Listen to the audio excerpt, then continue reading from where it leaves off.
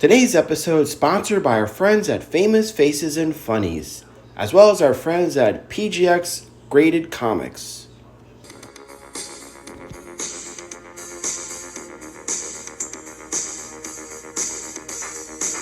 to another exciting episode of Codename New to Vero 2, the Gen X for Gen X channel. I'm your presenter, Shabu Are You. Well, a few days ago, we did our monthly pickup episode where we look at the comic books we picked up during this past month. And it's a wonderful way if you guys, either you would like to add them to your personal collection, bring awareness, or reflect on these books. No one has to buy anything. It's just a fun segment we all enjoyed, and I got a good group of regulars that chime in. Now, with that first pickup episode, there was so much goodness in there. I mean, there was some early amazing Spider-Man.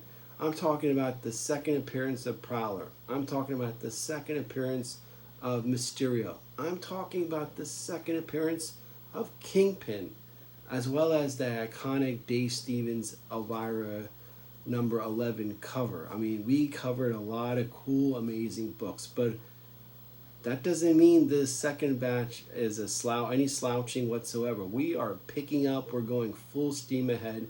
It was so big we couldn't contain it in one episode. This benefits all of us because we get to look at more amazing books. What fun is that heading into the July 4th weekend? So let's start off, alrighty?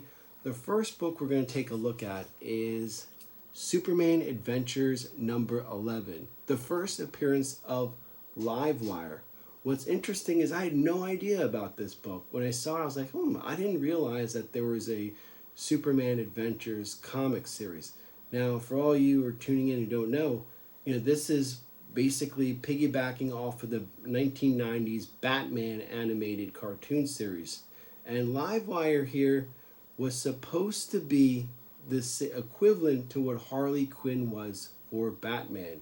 Unfortunately, it didn't turn out the same way. But with James Gunn as the head of DCU, I think there's a huge possibility, because he has this tendency to pick up these obscure characters that weren't used properly and kind of bring them back into the fold. Now, here's the other thing. This book normally, in this raw state, runs about $40 to $70 because you got to factor in low print run, audience intended for little kids. So if you're able to find it, usually they're beat to hell and they're all messed up. Or if you find a nice condition like this, they command a premium price. So it's advantageous to look for this and get it graded. And what's interesting is this is the first appearance. So like I said, Harley appearance, we got to remember that Harley Quinn first appeared in the animated series. Her first comic appearance was Batman Adventures number 11, which is now in the thousands. I mean, $1,000 for that. It's like a modern day, if you could call 30 years modern, but it's like a modern classic book to get, and it's a benchmark to a lot of people's collection, especially millennials and stuff. I mean, you see that book really targeted by those that are millennials because they grew up with that animated series. People like my brother, they would love to have that. Well, since we are the masters of second and third appearance, here's one that we looked at during our PGX unboxing episode. That is Batman Adventures Annual number 1. So this is the third appearance of Harley Quinn. Again, it has that same as the animated series. It's written by Tim Bruce, the guy who does the artwork for the cartoon series. And what I like about this, it's not only the third appearance of Harley Quinn, but it's also the first appearance of Roxy Rocket. So this all connects because Roxy Rocket transitioned into the Superman animated series. Like, she took on Batman and Superman at one time. So all this whole universe kind of like in these two books, and I thought that's pretty cool. So Superman Adventures number 11, the first appearance of Livewire. Add that, definitely. It's a fun book. didn't even know existed. You know, that's what's the fun thing about comics. Our next book is piggybacking off of X-Men 97. Now, X-Men mutants are hot, hot, hot. Like I said, the Wolverine, we looked at Wolverine #1 from 1988 a few days ago. We're still continuing on with some mutant goodness. Now, at the end of X-Men 97, Forge was left behind, and he was looking at, I guess, the roster of who's who. We had Kitty Pryde was still there. Emma Frost was still there. Colossus was still there.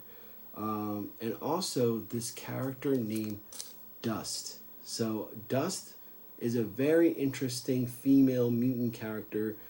She's of Middle Eastern origin. So the fact is, Scarlet Witch's power has no effect on her. I don't know much. I mean, I have to dive in more. But the cover itself, I mean, with the eyes and everything, and it was the same way in her picture in the X-Men 97. So she is still around. She could be used in season 2 of X-Men 97. And she's such a different and unique character. I mean, the Borka and everything, you know, that's way extreme. So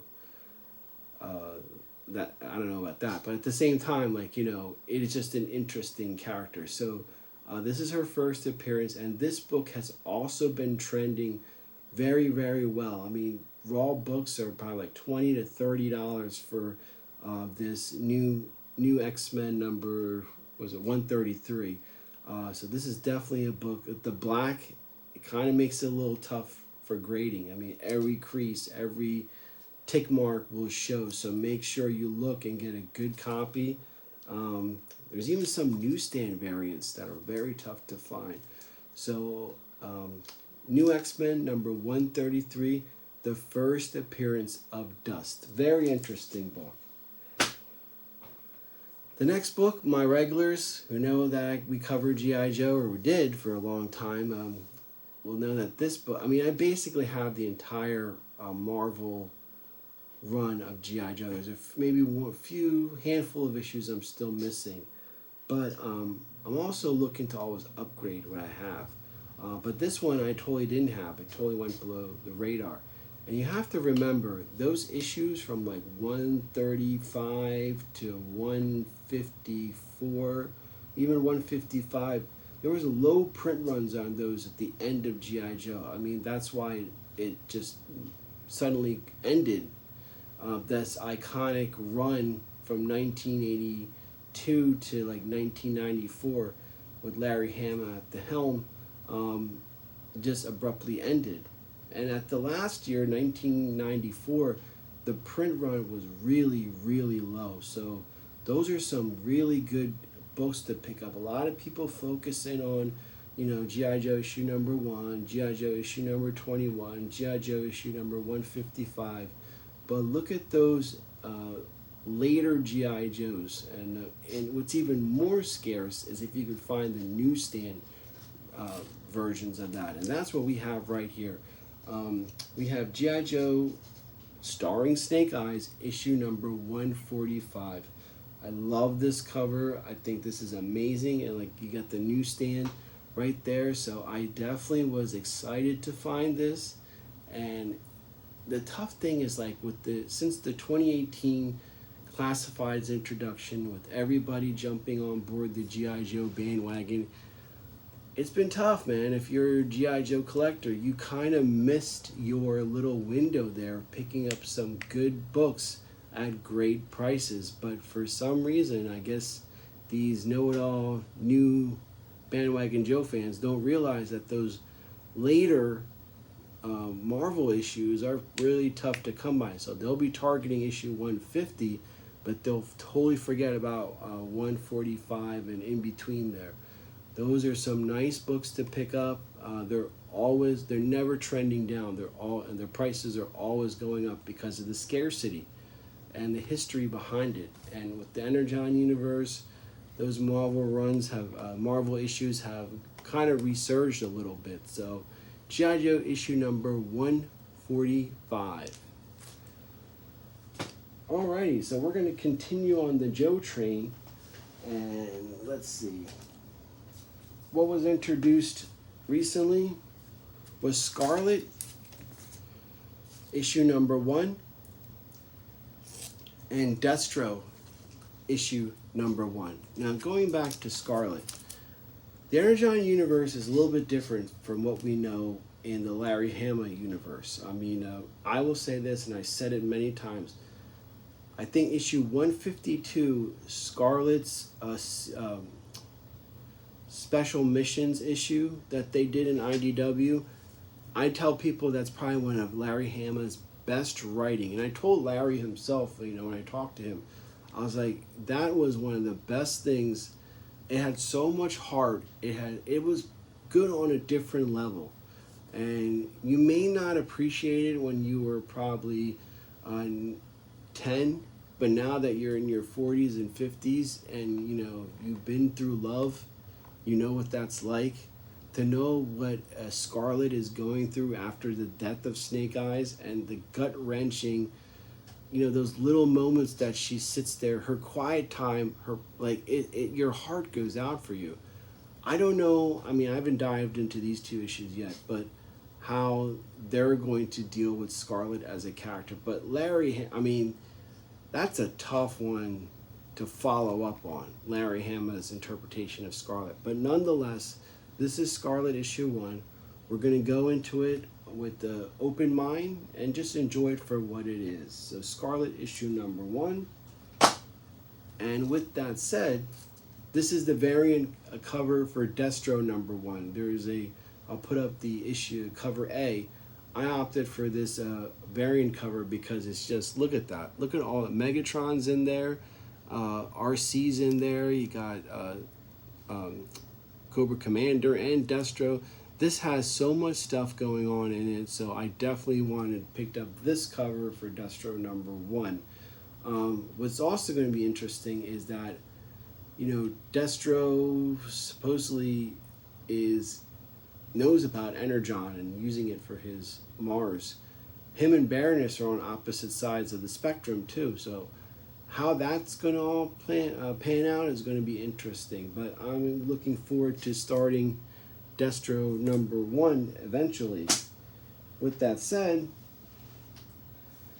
we have Cobra Commander number 5. I still haven't caught up with the Cobra Commander. I think ever since the Cobra Law, everything has been great with the Energon universe. It's been different, but compelling and interesting and engaging at the same time. All of that except for the Cobra Commander aspect of it. I just think maybe it's the Gen X, the 82 to 89 G.I. Joe fan in me that looks at the G.I. Joe movie and gosh, you miss them. I know there's people that like it, but I'm not one of them. I always thought that it was the biggest disappointment. After Optimus Prime's death, I didn't really care about Duke dying, but it was just like, what the hell is Cobra Law? It's just a stupid concept. I never got into Cobra Law, and those people that like it, you could tell they're usually millennials. It's tough to find an 82 to 89 guy that is interested in, and I just like the Larry Hama version of Cobra Commander. That's who I picture in my head. So I'm gonna have to reread these and give this another chance. Alrighty. The next book we're gonna look at is Amazing Spider-Man number 52 with the homage cover to Todd McFarlane. Todd McFarlane issue number 300 of Amazing Spider-Man. I like this one because, I just bought it purely for the cover. It's safe to say that the Zeb Wells, the writer's run on Amazing Spider-Man has fallen flat. Has not given us what we as Spider-Man fans wanted to see. It's been a huge disappointment. They've recently announced a new writer for Amazing Spider-Man just because of low sales. There were some interesting moments. You had the Goblin Queen, I think, was introduced, and then Mary Jane suddenly has superpowers now. I think her name is Jackpot. This is stupid. I mean, why does Mary Jane have superpowers? And it's her and Peter not being together is sad too. It's like, you want to see that. They keep them like adjacent and in each other's hemispheres, but not together. So I bought this purely because this cover is hilarious. I mean, you got Green Goblin there, and he's doing the Spider-Man 300 pose, and you got ha ha ha ha all around versus 300 that was on the Todd McFarlane version. I just thought that this was a compelling, interesting cover, and that's the only reason why I picked it. Now, as bad as I said about the Amazing Spider-Man, Ultimate Spider-Man has been a complete opposite. It is what we've all wanted as fans. If you're not reading this book, shame on you. You need to start. I don't care if you're picking up the 4th reprint of issue number 1. It is one of my top 3 best of 2024 thus far. This has been a joy to read. We finally get the Spider-Man that we all grew up with, and we've seen him mature and continue the way we hoped he would. It's just funny that he got his powers late in life and not in the beginning. But all that aside, the development, the way where he is in life and everything is just perfect. So I am excited to. I mean, as all these comic books that I have, this is one of the ones that I religiously make sure as soon as I get it, I dive right in because I can't wait for the next issue. That's tough to do, and with all the comics I read, I actively pick it, pull it, bring it home, dive right in, and that's the sign of a good series. So Ultimate Spider-Man issue number 6. Alrighty. With that said, the next best of 2024 is Void Rivals. That's right. I think this series and all the Energon books, this is probably the best so far. I just like the fact that there's real world things that they're going through that you could see, watch the news, as horrid as it is, you could relate to it because it's in this series. Like I said, I mentioned Russia, Ukraine, Palestine, Israel. You could say Ireland, Northern Ireland. Every conflict, North and South. Everybody, you could, when you have that in mind and you dive into this book, that's what makes this book, is that with all of these things, it's the politics that are keeping people apart, that are just basically the same. It's so you're just pulling for them to come together, be as one, and that's what makes this whole series so good. So I would say Ultimate Spider-Man and Void Rivals are 1 and 2 so far as best in 2024. But not too far behind is the Transformers. They're standing up on their own merit as well. This is the Alita 1 cover of Transformers number 8.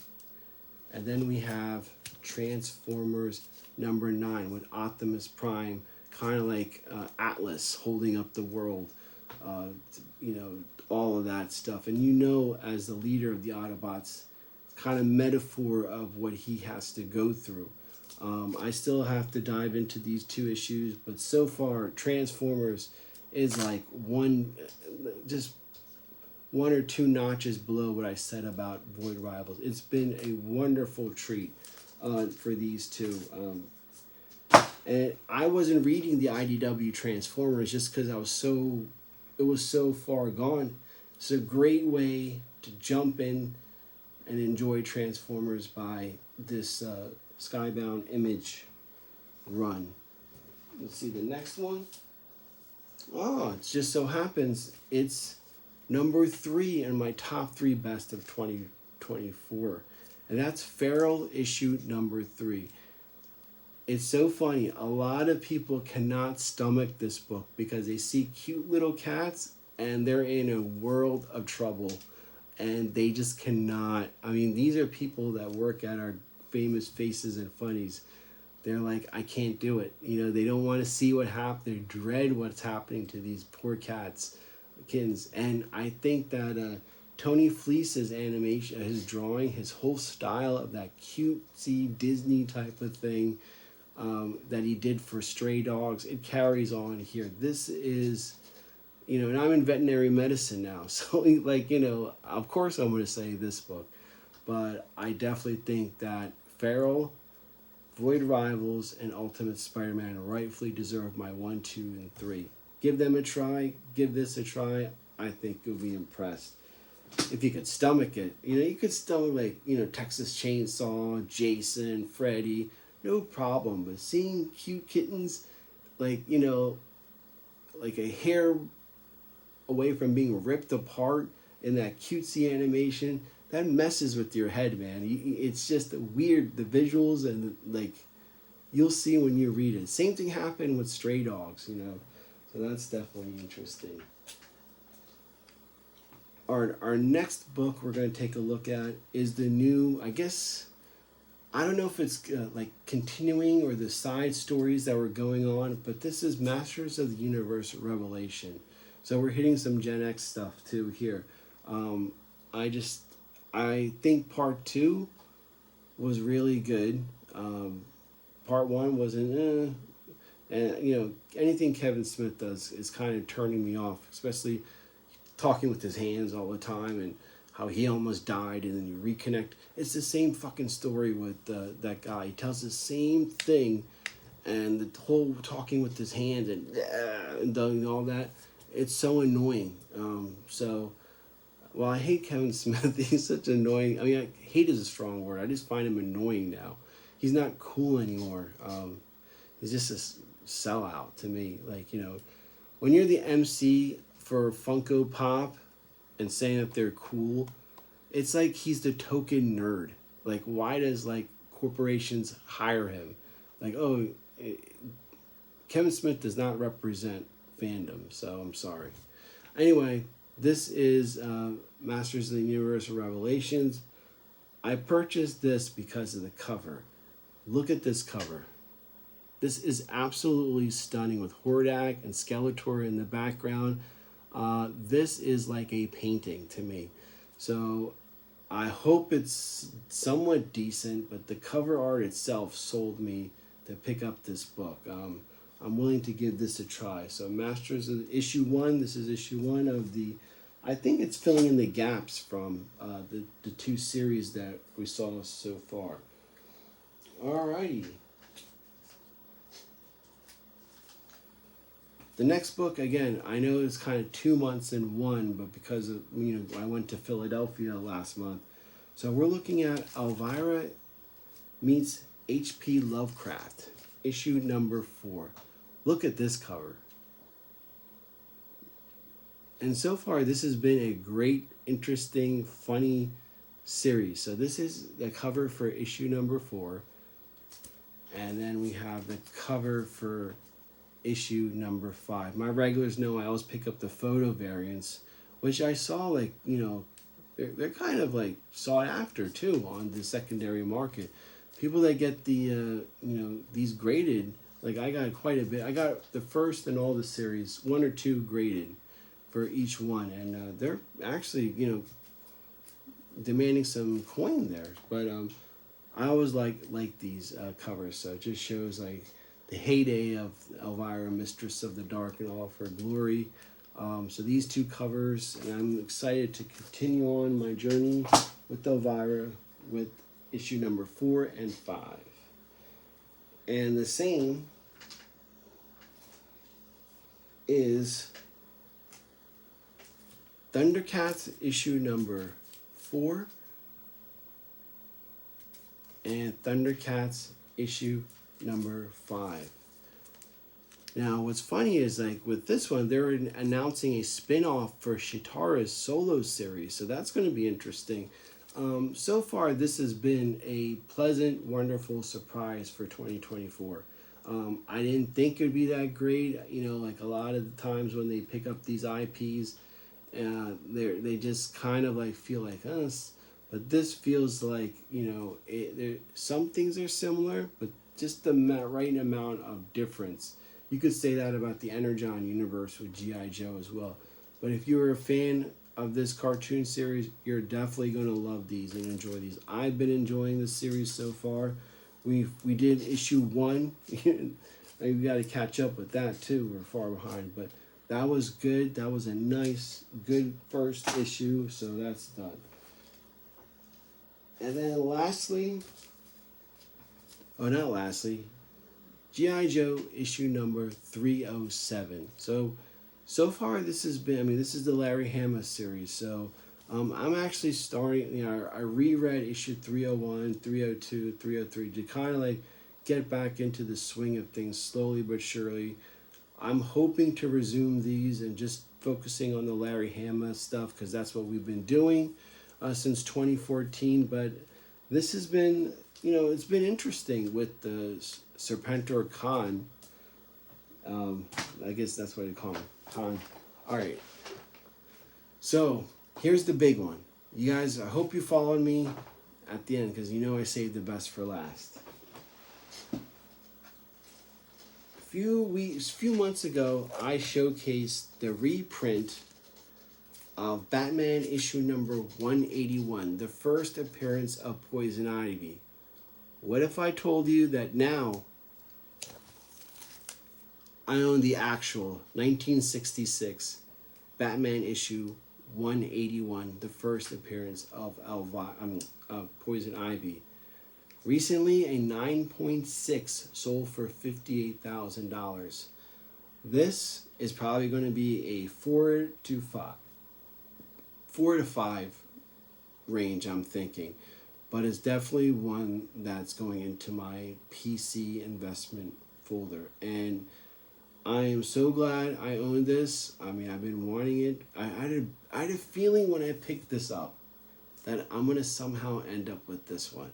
So it's just funny that I ended up getting the first appearance of Poison Ivy.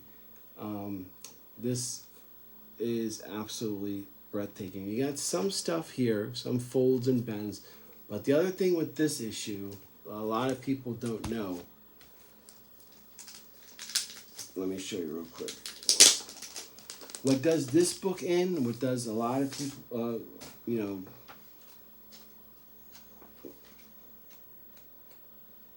is this. Back then, kids would take this out and hang it on their wall. So with Batman 181, make sure that, and this one, the centerfold is intact, as well as with the original staples. So that was huge for me to pick up a complete copy of Batman 181. And boy, even these reprint versions, I like that they use newspaper. And see, that's what's great about these reprints is right here what I'm doing. I could get the original one, and then I could pick up the reprint and not worry about destroying thousands of dollars. But yeah, it has the ads from back then. And the story itself is actually very, very, all these girls are fighting for the man. It's like, like this will not make the woke people happy. But anyway, I'm so glad to own it. We're going to see it's being sent off to PGX tomorrow. So we'll see when it comes back and how they work their magic after the clean and press of it. So I know Danny over there is going to be wearing the white gloves for this one. So this is a white glover, guys. So yeah, I'm really excited to have that and add that to my collection. And the gentleman who sold me that kindly threw in this Detective Comics number 428. So look at that. A little rough, but still it's pretty cool. Anyway, that does it for part 2 of our pickup episode. What do you think? We went through a half an hour of insanity. I hope it was fun for you. And if I don't see you, have a happy and safe 4th. And remember, be be mindful of your cats and dogs when fireworks go off. And I'm stressing this really a lot. Keep in mind, even your neighbors, make sure you tell everybody to keep an eye, keep in mind your dogs and cats, because when the fireworks go up, they run. And it sucks. On July 5th, so many people, pets ran away, and especially in this state of Florida where there's danger everywhere. And a lot of those stories end up with sad stuff. So be careful with your fireworks. Make sure you take good care of your cats and dogs, and even be a good neighbor. Look after your neighbors' cats and dogs. Make sure you make them aware. Hey, what are you doing about the noise and whatever? Keep them locked inside. Be careful when you open the doors, they might run out. So all of this stuff, be mindful, be safe, and happy 4th of July. We'll see you next time.